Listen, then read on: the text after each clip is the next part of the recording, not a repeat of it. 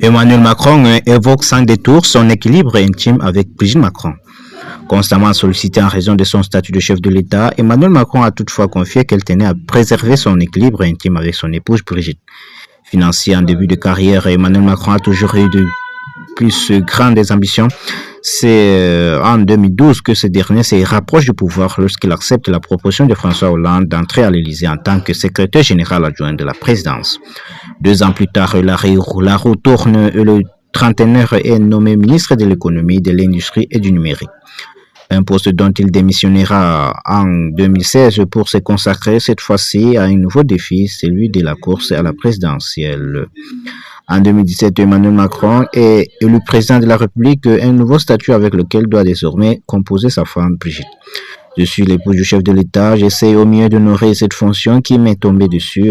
Quand on est l'épouse du chef de l'État, on a des devoirs. Ces 5 ans d'une vie, je le fais avec cœur. S'il y a des ratages, je m'en excuse. Dévoilait-elle ainsi auprès de France Info, un rôle auquel personne n'est jamais préparé. En réalité, Brigitte, qui admet que son couple n'est pas idéal, s'avère être un soutien de taille pour Emmanuel Macron qui compte sur elle depuis le début de son premier quinquennat. J'ai toujours été structuré autour d'Emmanuel. J'ai dit Emmanuel car je vous parle là de mon mari, pas du président et de mes enfants. Confiait-elle d'ailleurs au détour d'une précédente interview accordée à Madame Figaro.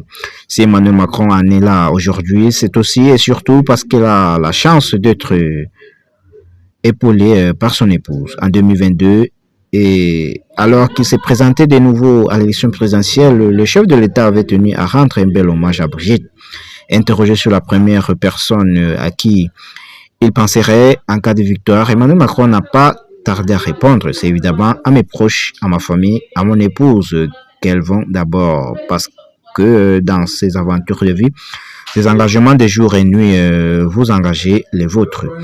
Et évidemment nos familles, nos parents, nos enfants, nos petits-enfants et mon épouse au premier chef, et j'aurai une pensée pour ma grand-mère qui n'est plus. Répond-il ainsi au micro du 7 à 8 dessus.